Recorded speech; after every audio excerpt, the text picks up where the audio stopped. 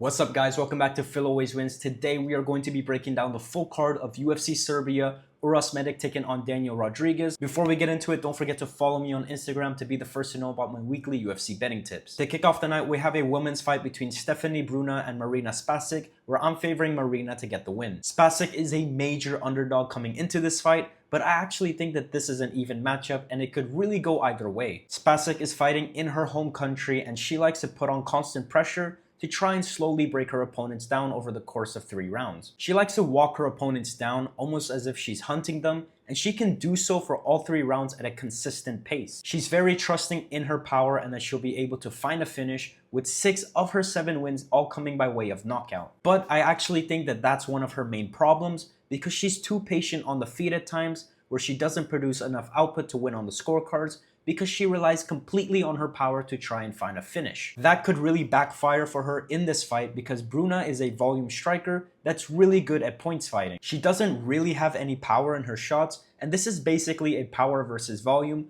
where either Spasic finds a knockout or Bruna wins a unanimous decision. Now, despite Spasic winning most of her fights by knockout, a woman's fight is always more than likely to go the distance, and that's why I'm favoring Bruna. She's more than likely going to outland Spasic in this fight, and as long as she can make it to the scorecards, I think she'll win a 29-28 unanimous decision. Next up, we have a heavyweight fight between Alexander Poppeck and Jovan Leka, and this is a fight between 2 heavyweights, but I'm favoring the underdog, Poppeck, to get the win, because I think that he has more ways to finish this fight. Poppeck is taking this fight on only 4 days notice, but I do think that this fight is a bigger test for Leka compared to his original fight. Usually, the main concern for short notice fighters is their gas tank, but Poppeck has been actively competing in 2026, and in his most recent fight, he showed that he can fight for all 3 rounds. They're both making their UFC debut this Saturday, but Leka actually fought in the Contender Series against Musayaev back in 2025, but he didn't get a contract from that fight because of how boring the fight was. Essentially, they were just wrestling for all 3 rounds,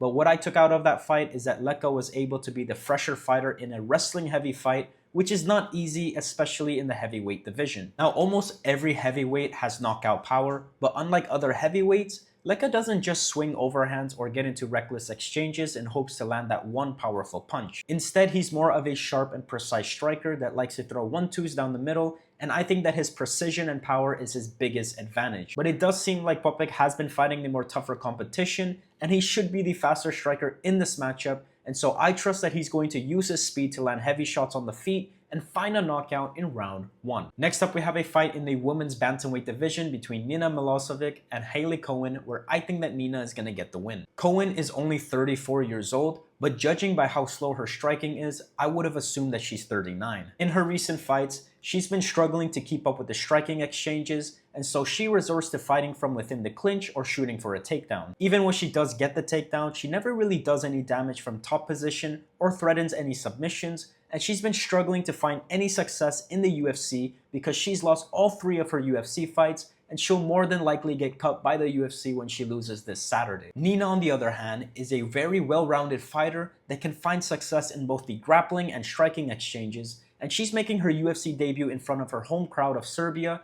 and she'll be looking to make a statement. All she needs to worry about in this fight is defending the takedowns, and even if this fight hits the ground, I still think that Nina will be able to secure a dominant position and constantly threaten submissions. Nina is just the more dangerous fighter in this matchup, and she has more finishing upside, with 5 of her 8 wins coming by way of finish. Given that Cowan is coming off back-to-back losses where she got choked to sleep and also knocked out cold, I reckon that Nina will also be able to finish her in this fight in round 2. Next up, we have a lightweight fight between Mateusz Rebecki and Prepolec, where I think that Rebecki is going to get the win. Let me just start off by saying not putting a Rebecki fight in the main event is such an insult, because he's such an entertaining fighter that's always putting on a show for the audience by going to war in the octagon. Rebecki's biggest advantage is his durability, but it's also his biggest disadvantage in the sense that he's got that fighting spirit and he's able to take damage, trade hard shots, and keep on fighting, but because he's taken so much damage over his last few UFC fights, he has a lot of scar tissue that tends to open up quite easily, which is why he's always full of blood in all of his fights. Although Prepolec isn't the hardest puncher, I still think that he'll be able to do some damage because of that poor scar tissue and open up cuts, and that could be concerning because it may sway the judges if this fight does go the full distance. But Rebecki tends to fight at a very high pace, and he loves to put on the pressure with his aggression, and I just don't think that Prepolec can survive that. I don't think that Prepolec has fought any fighter as tough as Rebecki, and I reckon that he'll be able to overwhelm Prepolec on the feet until he finds a knockout in round 2. Next up, we have a featherweight fight between Bogdan, Grad, and Denis Buzukja, where I think that Grad is going to get the win. If I'm going to be honest, there isn't really much about Mr. Buzukja that really impresses me, and I consider him one of the lowest rated fighters in the featherweight division. He doesn't have much power in his hands, nor does he throw much volume, and we've also never seen him wrestle before, which is a big red flag because Bogdan is primarily a wrestler. Now, Bogdan isn't the best striker, but I like that he mixes in his striking with his takedowns to try and create more opportunities to land something big on the feet. A major red flag is that both of these fighters are quite chinny, and both of these fighters are coming off brutal knockout losses. So I do think that Bogdan is going to play it safe this time out and try to wrestle for the majority of the fight. And so I reckon that Bogdan is going to mix in the striking and the takedowns and just outpoints him until he wins a unanimous decision. Next up, we have a bantamweight fight between Borislav and Vologdin, where I think that Borislav is going to get the win. Vologdin isn't the worst fighter, but he's pretty short for the division, standing at 5'5", and I think that's why he's been struggling to get a win in the UFC. He's primarily a striker, but his opponents almost always have a reach advantage in their fights, and so that forces him to try and use his striking to close the distance and land some damaging shots. And that's why he has such an entertaining fighting style, where he's always trying to get in your face and fight a messy fight, in hopes that he'll be able to overwhelm you with his constant aggression and volume. But he does come forward quite recklessly, and a lot of the times he's walking straight into a punch, which is something you can't do against someone that's stronger than you. Borislav is coming into this fight on only a week's notice, but he's the physically stronger and more well-rounded fighter. I like that he's a talented striker that's able to hold himself pretty well on the feet, but he also shoots for takedowns and he does well in the grappling exchanges. And to be honest, we haven't seen Vologdin's takedown defense tested in the UFC yet, and so to me, that's a big question mark. Borislav is also not afraid to brawl, and if this becomes a fight where they're trading shot for shot, then I trust his power to help him find a knockout in round 2. Next up, we have a welterweight fight between Michael Oliveira and Oban Elliot, where I think that Oliveira is going to get the win. Now, if this fight does go to the scorecards, I do think that Elliot may get the win because he's more of a points fighter that likes to use his speed to land counter strikes, and he can do so at a constant pace for all 15 minutes. He's also the more experienced UFC fighter that fights very well in the clinch, which is something that we haven't seen Oliveira do. Oliveira is very patient and composed on the feet because he knows that he's explosive,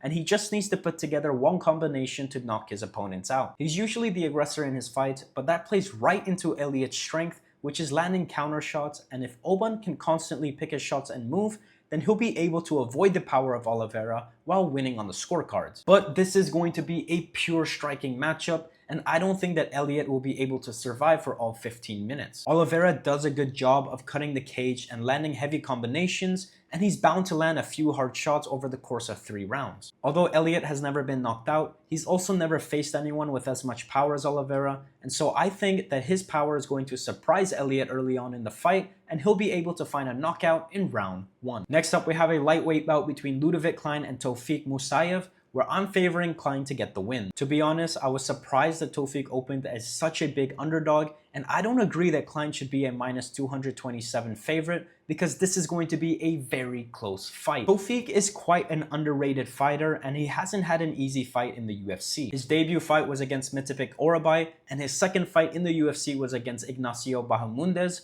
and now he's facing a high-level striker in Ludovit Klein. Tofiq is primarily a striker, but he usually ends up winning his fights when he can imply his wrestling and get takedowns, and that's exactly what he needs to do to win this fight. His opponent, Ludovit Klein, is a highly experienced UFC fighter who's still in his prime, and he's the better striker in this matchup. He has the reach and speed advantage on the feet, and if this fight stays standing, then Tofiq is going to get outstruck and most probably lose this fight. Klein usually has a very strong start to his fights, so I do think that he'll be able to hurt Tofiq early on, but he tends to slow down in round 2 and onwards, and that's where my concern is because Tofiq could start securing more takedowns. I see a lot of people questioning if he can stop the takedowns, so let me remind you that he only got taken down by Rebecki because he had a leg injury, and he also had a 95% takedown defense before losing to Gamrot, but I'll let that slide because Gamrot is a world-class grappler. So I reckon that Klein will be able to outland Tofiq, and I actually think that he's going to hurt him badly early on in the fight and find a knockout in round 1. Next up, we have a fight between Milos Janicic and Gugnon,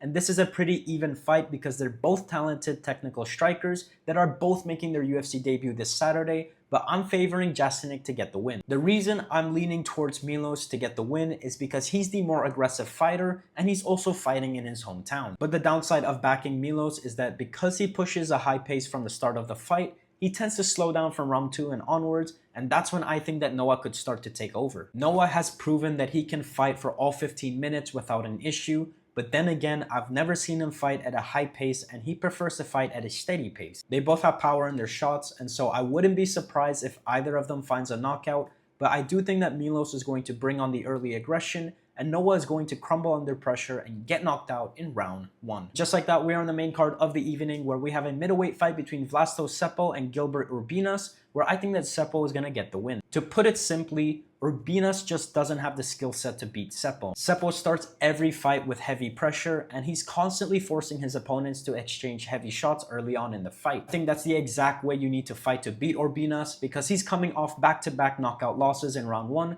and so he's quite chinny, and Cepo has a lot of knockouts in round 1 because once he gets his opponents backing up, he starts to overwhelm them with his aggression and power. The only way that Urbinas can win this fight is if he can take Cepo down and try to compromise that early danger, because we've seen Cepo struggle in the grappling exchanges. But the main problem is that Urbinas is mainly a striker as well, with very limited grappling capabilities, and even if he shoots for a takedown, I doubt he could secure it because Cepo is physically stronger than him. Cepo also stated that he has been improving his grappling defense, and he's also making his UFC debut in front of his home country of Serbia against a fighter who's lost 4 of his 5 UFC fights, and this is a perfect opportunity for him to make a statement with a round 1 knockout in front of his home crowd. Next up, we have a middleweight fight between Robert Valentin and Dusko Todorovic, where I think that Valentin is going to get the win. Todorovic is a grappler that relies completely on his grappling to win fights, but the problem is that his wrestling isn't good enough for me to fully trust it. He barely puts together combinations on the feet, and if Valentin can defend the takedowns, then he's going to win this fight. Now, Valentin doesn't have the best takedown defense, so Todorovic will probably have moments where he gets in on the hips or forces clinch exchanges, but I don't think that he's going to be able to control Valentin long enough to clearly win rounds. The only reason I'm favoring Valentin is because I think he'll be able to defend some takedowns and do more damage on the feet because he has a range advantage in this fight, and I reckon he'll be able to land some stiff jabs. I think it's going to be a very boring fight where most of it takes place in the clinch, but I reckon that Valentin will land the harder shots over the course of 3 rounds and win a unanimous decision. Next up, we have a heavyweight fight between Rakic and Marcin Tybura, where I think that Rakic is going to get the win. Now, Rakic cannot afford to lose this fight because he's currently on a 4-fight losing streak, and losing a 5th fight in the UFC to a 40-year-old veteran is a career-ending loss. I think the only reason the UFC hasn't cut Rakic out yet is because his losses have come to high-level fighters like Ankalaev and Jiri. So Rakic should be the more motivated fighter in this matchup because he's basically fighting to save his career, while Tybura is at the end of his career regardless of the outcome. Tybura is a highly experienced fighter, but he's noticeably slowed down a lot, especially in his recent fights, and I think that Rakic will be able to see every shot coming. Rakic is just the faster and sharper striker who has very fast low kicks, and I think that those low kicks are going to be the key to win this fight. I reckon that Rakic will keep this fight at a distance where he can avoid Tybura's slow shots and keep chopping at his lead leg until he's practically stationary. And once those kicks start slowing Tybura down and making him more hesitant to close the distance, Rakic should have more openings to land clean shots up top, and I think that he'll be able to find a knockout in round 2. And just like that, we are in the co-main event of the evening where we have Navajo Sterling taking on Jan Blachowicz, and I think that Sterling is going to get the win. This is not going to be as easy of a fight as people make it out to be. The main reason that Jan is an underdog is because he's already 43 years old, and he's going against Sterling, who's a prospect that's currently in his prime. But Sterling has taken this fight on only 2 weeks' notice, and the last time we saw him fight was against Kudalaba, where he seemed to gas out badly in round 2. Maybe that's due to the fact that there was a lot of clinching and grappling exchanges,